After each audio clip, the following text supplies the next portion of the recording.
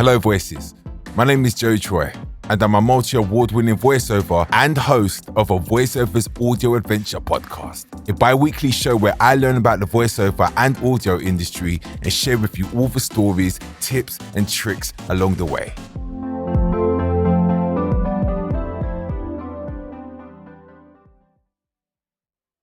The animation industry in the West consists of a vast array of talented people telling amazing stories from all over the world.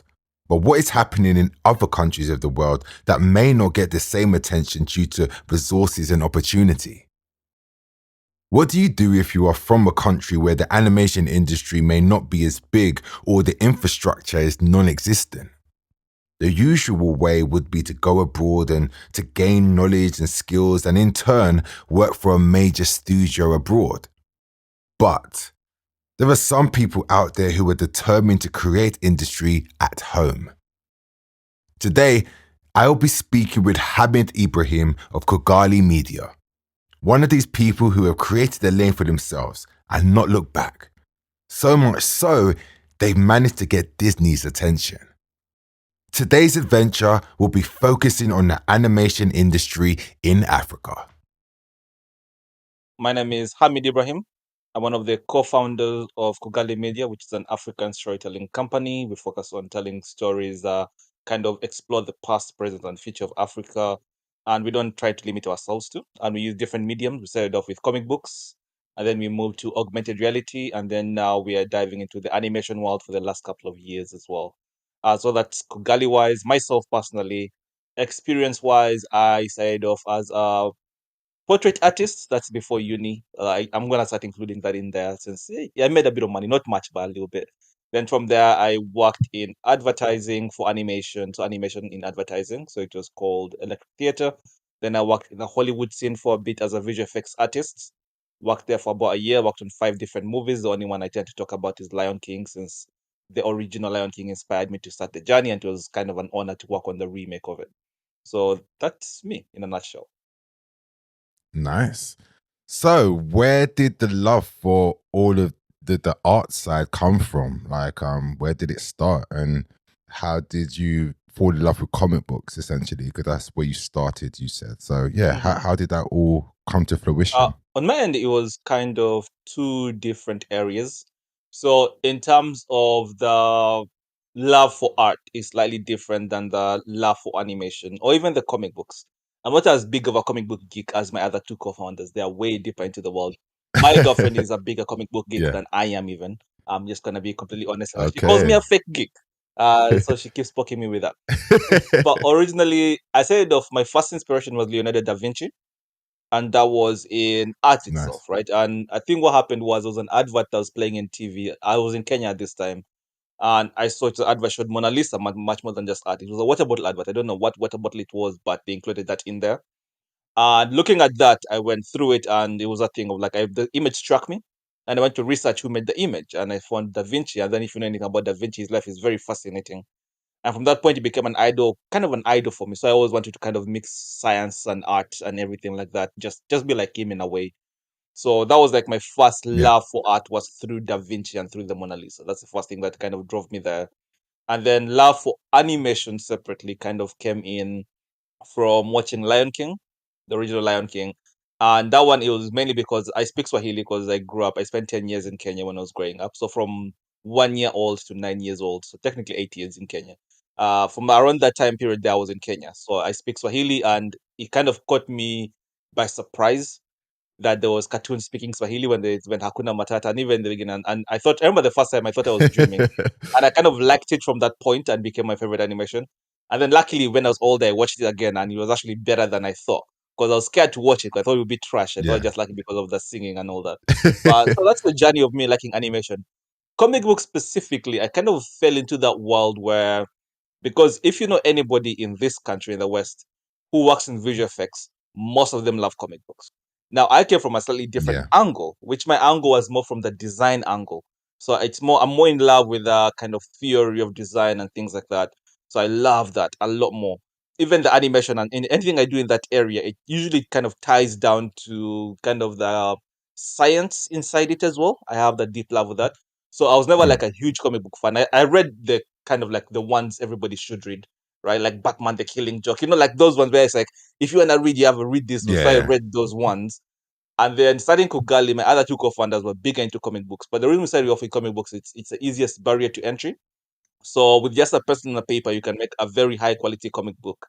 But if you're trying to make a high quality animation with just a pencil and paper, that becomes a very tricky journey. And if you're Yeah. thinking about Africa itself and telling African stories, if the way you can produce high quality work, which was one of the big goals I had, is comic books, and that was one of the only limited ways we can actually do visual art in a high quality. So we said to do the focus in that area there. And then it also helps that Tolwa and Ziki, huge comic book geeks. So I got more into comics from that. So Kugali actually made me read more comics than before. So before Kugali, maybe I read maybe 10 comics, right? Maximum 15 Yeah. comics, if I'm thinking about it. There was a Super Striker series. Yeah. Okay, that's a lie. There was a Super Striker series in Africa I used to read every single Sunday. But that was the only one which I read consistently. Outside that, all of them would read like 1 or 2 issues of something around. So when you were introducing yourself, you've got a your resume is quite long.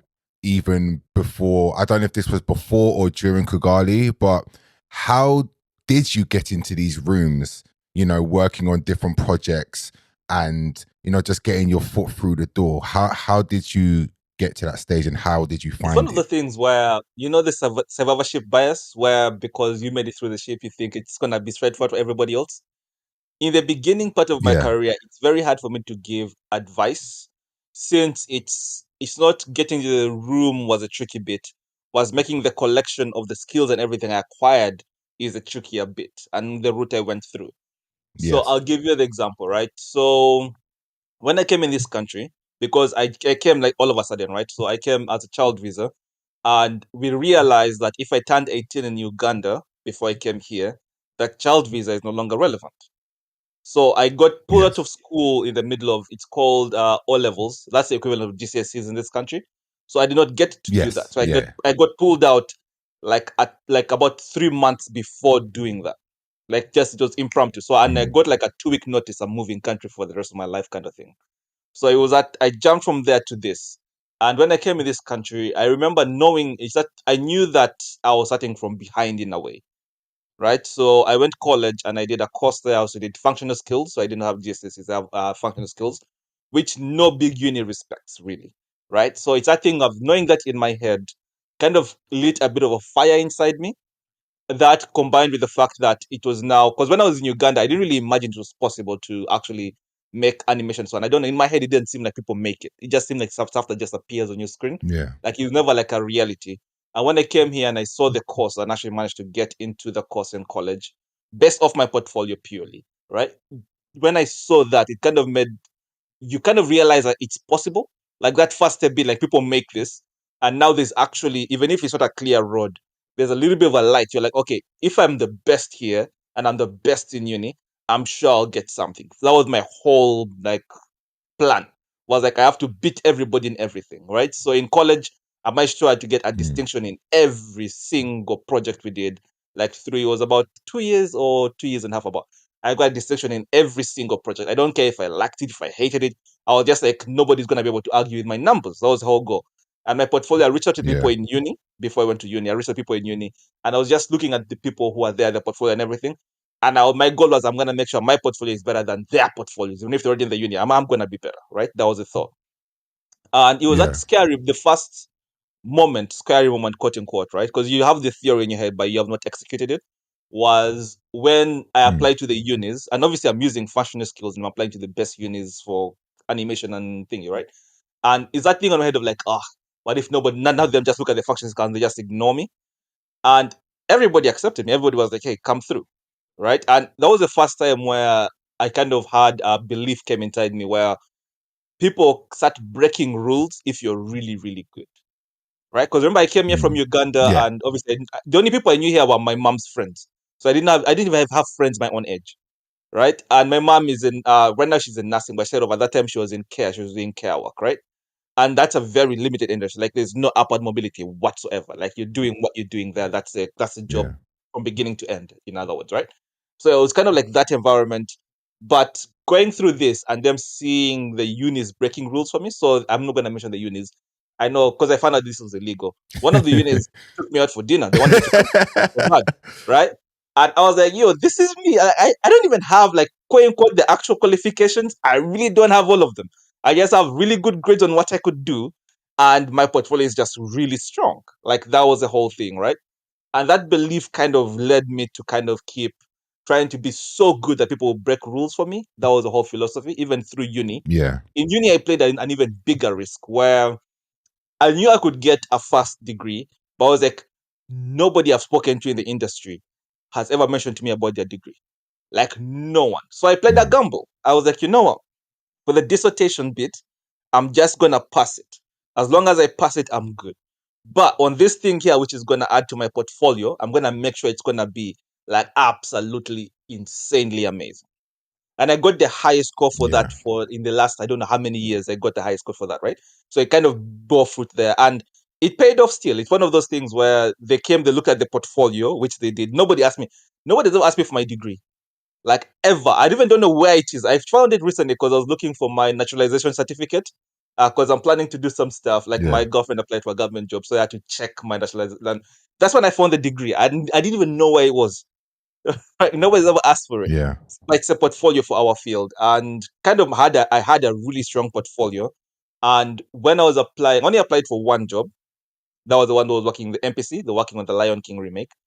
And I remember I was looking at people in masters, and people in masters at that time, some of them were struggling with muscle simulation.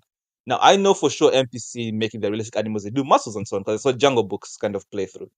And I went, I'm gonna learn to do muscle simulation. And everybody was like, yo, everybody who tried this flopped. I was like, nah, I'm gonna get it. And I got it. And it was that thing in my head. I was like, I'm Mm. not gonna be better than the people like on the uni. I'm gonna be better than people in masters and whatever and people in industry. That was my goal. Because I was like, that's the only way I get in. Yeah. So if you put those together, hindsight wise, of course I get a job. But in the situation there, I was still freaking out. I was like, maybe Of like I course. remember the first job Yeah. I Yeah. got Yeah. was Electric Theatre. They reached out to me. You remember the one I told you with the animation thing? I didn't apply to them. They reached out Yes. to me, and I remember I replied yes to the request because they're like, "Hey guys, we saw there was hey Hamid, we saw your work that I want you to come work for us." I didn't read the rest of it. I replied yes, I'm available. I'm going to. Then I read the rest. I found out the company in London. I went to University of Hertfordshire. So it's Hertfordshire. I didn't even see the pay. Luckily, it was decent pay, but I didn't care about anything. I was just say, "Yo, a job." I just applied yes. So if you think about it, it's more like the collection of everything I kind of had there that made that foot in the door Yeah. easy. Now that I was sought after, even till Yeah. today, it's slowed down a bit, but ever since then, a month does not go by without me getting a job request on LinkedIn.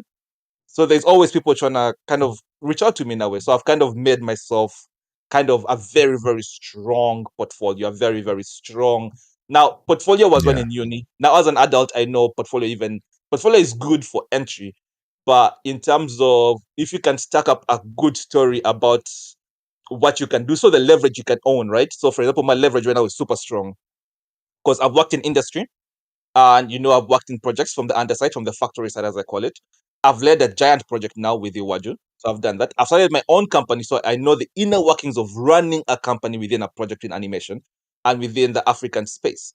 Not many people can actually put those three things together. If you collect my experience, which is what the outside world cares about if you're going to evolve higher, my experience is super strong and I keep making that stronger. Whereas in uni, it was more on my portfolio. So that's kind of like the success path, at least from my end, which I think is the best way to approach it. And when did you decide to In create terms of Kugali? starting Kugali, it's one of the things where that thing where everywhere you go, people are telling you how to achieve your dreams, but nobody really tells you what to do after. And what happened was my biggest dream at that time was working on a big film. And I got to work on a few big films. The one I talk about obviously is Lion King remake because it inspired me. And after that, after I did that, you kind of left in a really weird position where you have this huge burst of like happy emotions, and then everything kind of just tittles off a little bit. So you're super excited, and then after you're excited, everything goes weird. Like you realize the world is still the same. It's a very weird feeling. And from there, I started kind of exploring what my next step is, and I kind of decided, okay, I've done my dreams, so now let me try and do something for the world. And at that point, I saw an animation from Lagos. It was Malaika. And what I was trying to do at that time was, I was like, okay, these guys are trying to do something. and I looked at the skill I had, and I noticed that the quality of work coming from Africa was not the quality that would compete worldwide. And I decided, with the skills I have, let me try and see if I can pull African storytelling as a thing I'm doing for the world, pulling African storytelling to the world scale or world level.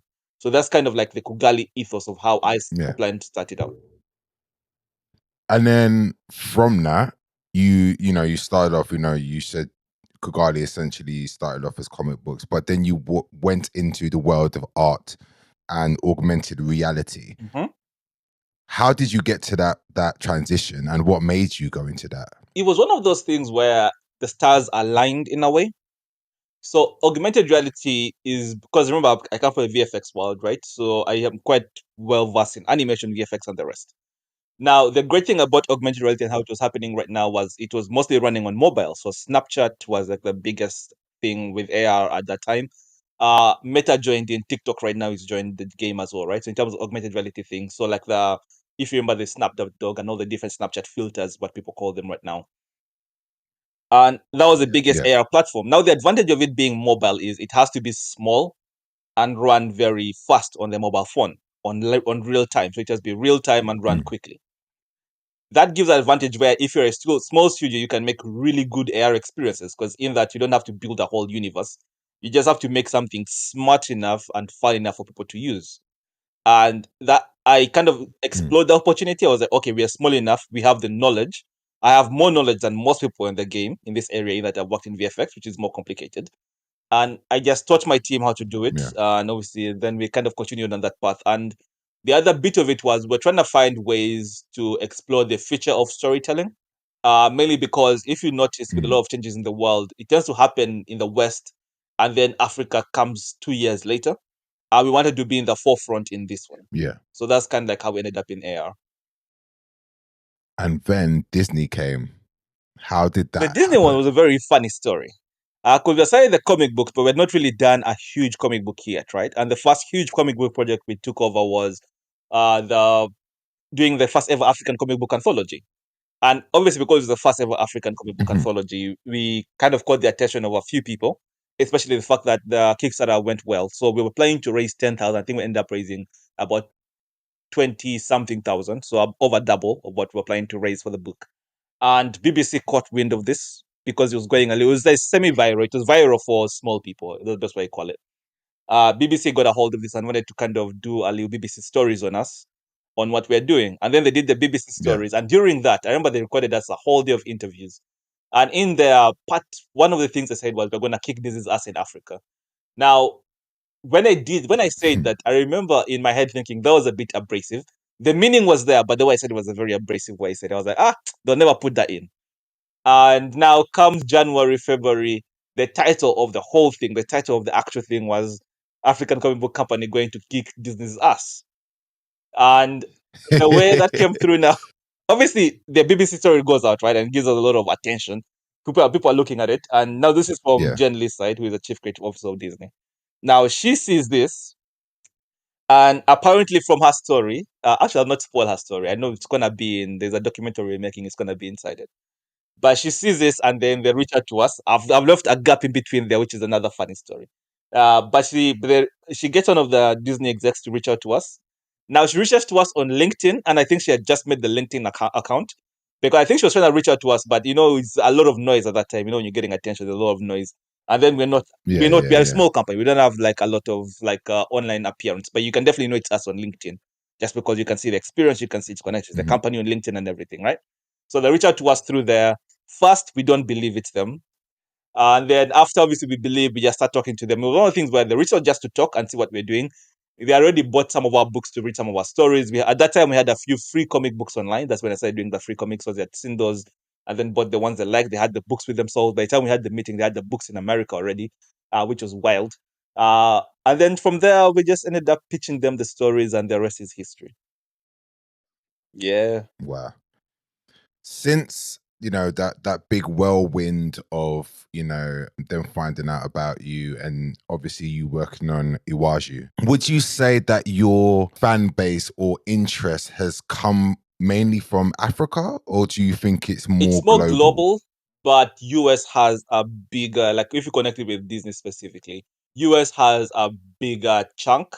Although I'll say with the announcement, the people who made the most noise was Nigeria, as you can imagine. Uh, because the Yes. story takes place in Nigeria. Nigerians are quite the Nigerians tend to be very like they're hard. Let's put it that way. They make sure they're hard. So Nigeria was at the top of that list in terms of that. So our fan base in terms of general growth, I think let's go West Africa. Nigeria had a big boost.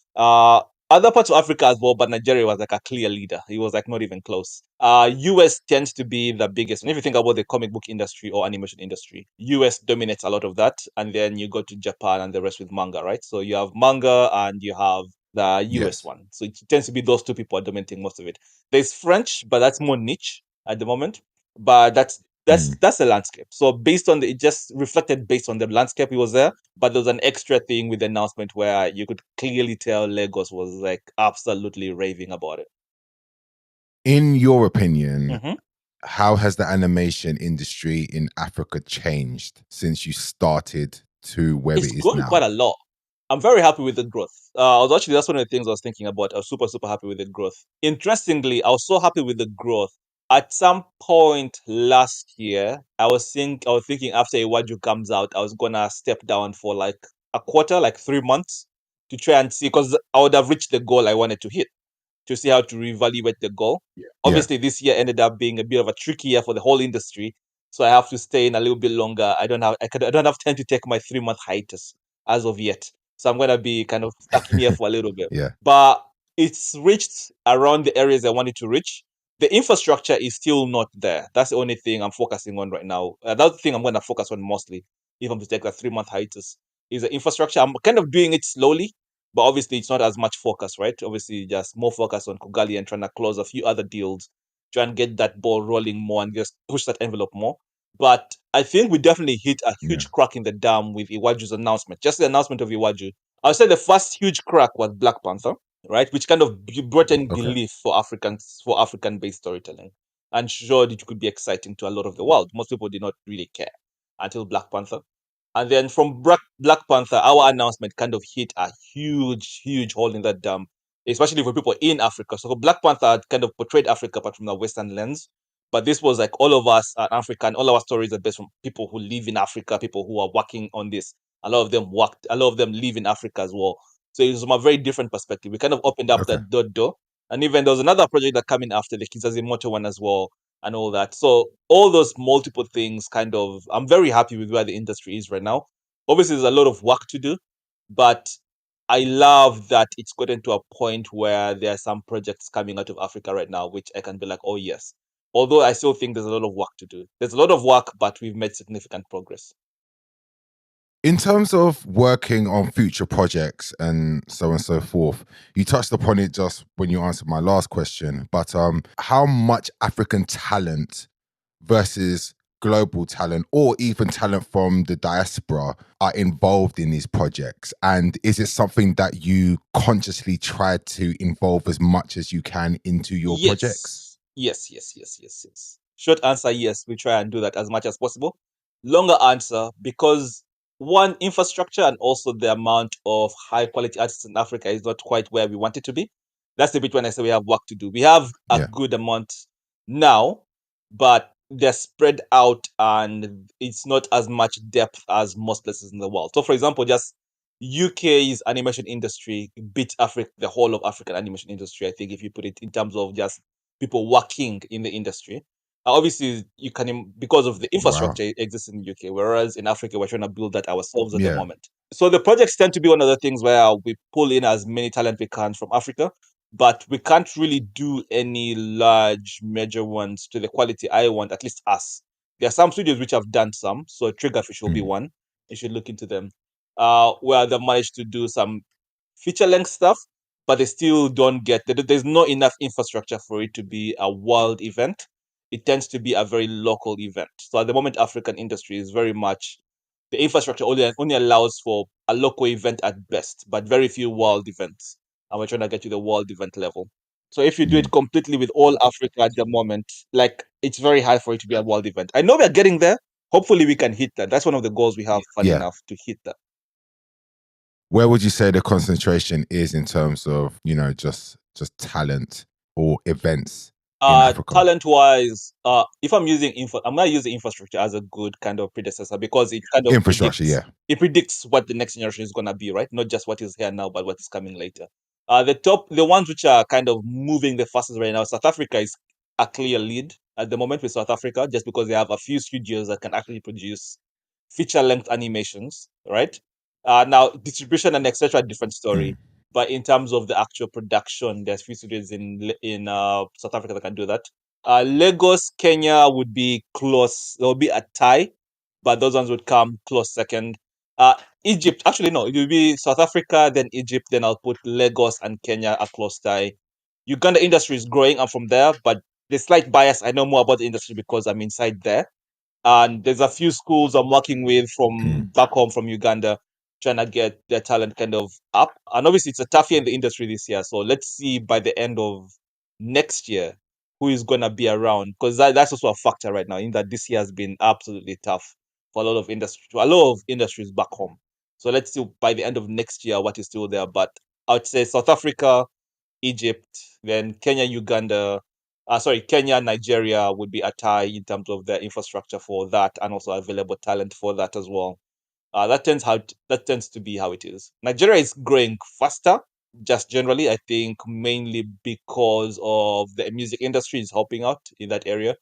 The problem we're seeing with Nigeria is a lot of the talent tends to leave the country. That's generally all over Africa, but South Africa seems to be the ones who hold on to their talent in the country more than the rest of the continent. What kind of talent are you looking for, and how do people know that you're looking We're for very, them? because we're small, right? We're a small company doing big things, is how I like to describe us. And we're trying to be as strategic as possible. So, in terms of how to look for talent, usually there's two steps. If it's an obvious role, we send out, hey, we're looking for this thing. We'll post it on social media, LinkedIn, etc., that we're looking for the job. And then we get people who apply, and then we kind of hire them based off that, right? So there's that route. But the other route, which is one we tend to do a lot of, is because the industry is small and and we're connected to a lot of it, we know the people personally, so we can just reach out directly to different people. And if a new person is coming, is becoming the new big name, there's somebody who we know who knows that person. So they'll be like, hey, you're looking for someone there. This kid who is coming up is really good. And they'll just introduce them to us. So there's a lot Yeah. of that, of introduction through different people that happens. Just because it's really hard to put out like a job advert and get actual applicants from back home in Africa, just because the infrastructure for that in Yeah. that area doesn't exist yet. There's no, like, most people don't trust it Okay. just for beginning. Nobody's checking for that. They're checking it through Mm. like this person, no, this person, and that's so we kind of just fitting in with how the Yeah. industry works with most places in sub-Saharan Africa, at least. And before I let you go, is there anything else that you would like to let the people know you're working on, or just plug anything? Working on a few things. At the moment, we are planning to go for an investment round. We're actually already doing it. We're talking to a few different people. So if you're a person interested in investing, that's something we are working on right now. Not just Kugali, we're coming up with a new strategy as well, on where we're gonna create investment for specific IPs. So keep your eyes out for that. That's gonna be really interesting. Again, this is in lieu of we're trying to break free of needing, what's it called?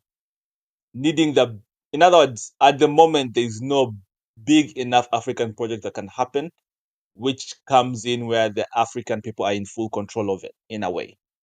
There's no worldwide event that can happen without, Yeah. let's say, the big players, without Disney, Paramount, etc., right now in Africa.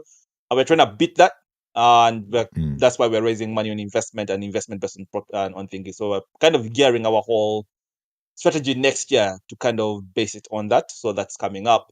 Obviously, Waju is launching next year. It's been pushed. It was supposed to come out this year. Yes. I think it got pushed next year because one, I cannot mention the first reason. I will tell you guys in the documentary. The second one is obviously Disney's had a hell of a year this year, so I'm sure a lot of that restructuring kind of affected us a little Of bit as course. well. So that's coming out next year, which is great. We still have a few books in the works, which are coming through. So things are still moving, but it's been a, what's the word? Been a slightly slower year than our previous years this year. We still have a few successes and announcements, but nowhere close to the years before this one. Well, I wish you the best of luck in 2024. And I'm sure it's not only me, but a lot of people are waiting for Iwashu. So we're very excited. And yeah, thank you for taking time out today to speak Yeah, with me. thank you for having me. Yeah, looking forward to 24 too, and good luck to you as well, 2024. Seems crazy, it's already here, but hey, time flies now.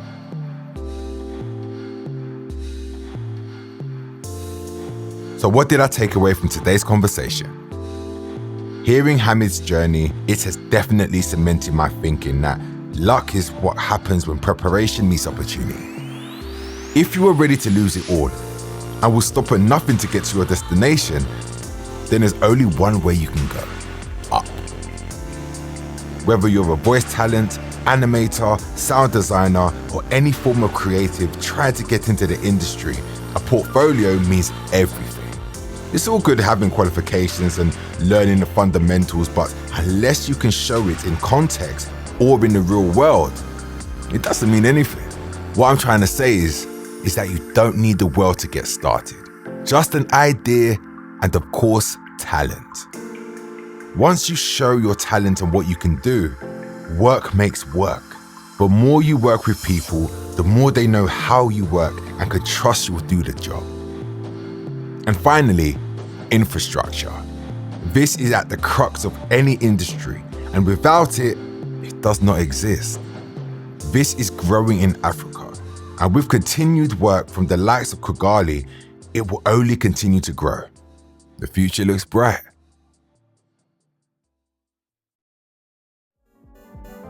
Thank you, Hamid, for taking time out to speak to me. I learned a lot, and I'm sure this is motivating many from the continent of Africa and the diaspora around the globe to carry on their hard work and reach their goals. Make sure you keep an eye out for Kugali's debut animation with Disney, Iwashu, coming to you in 2024. And we are done with another episode once again. Make sure you're following the podcast so you don't miss an episode, and I'm gone. Bye-bye.